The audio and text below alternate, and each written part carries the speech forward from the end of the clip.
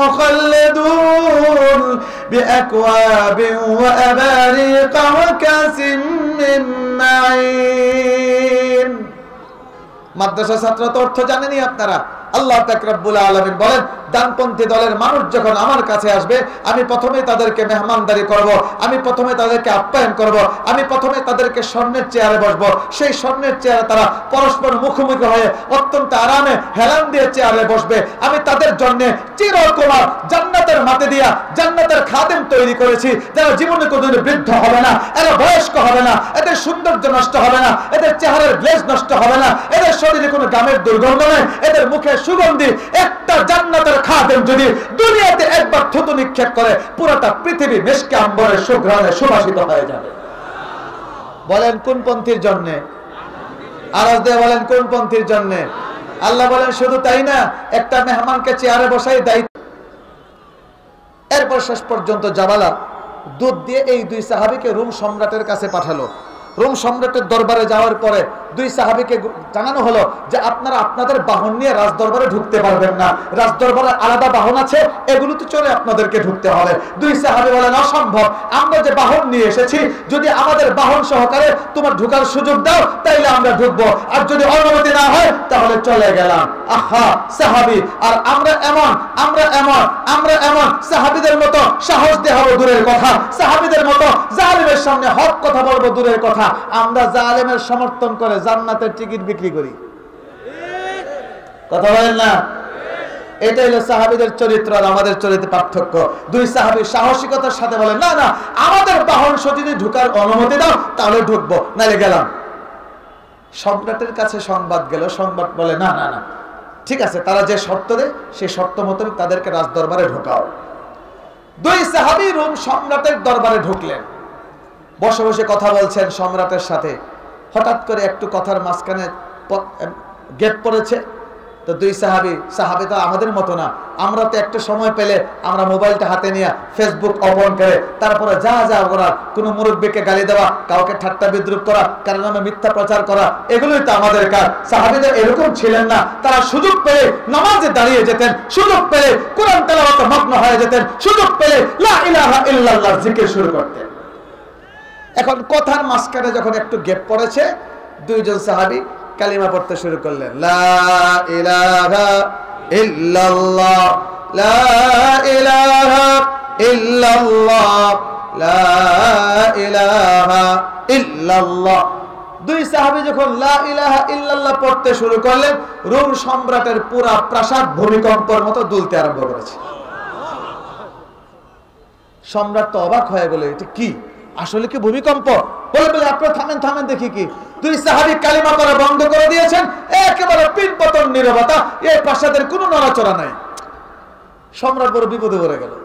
কাচ্চা আপনারা কি পড়তেছিলেন আবার বলুন তো? দুই সাহাবী যখন আবার কালিমা পড়তে শুরু করলেন লা ইলাহা ইল্লাল্লাহ, পুরো রাজপ্রাসাদে এমন একটা ঝাঁকুনি আসলো, রোম সম্রাটের প্রাসাদের একটা গম্বুজ ভেঙে নিচে পড়ে গেছে। বলেন কোথায় আছে? কোন তাফসীরের কিতাবে? ও বান্দাত্তা আমলে তাফসীর পড়বেন না,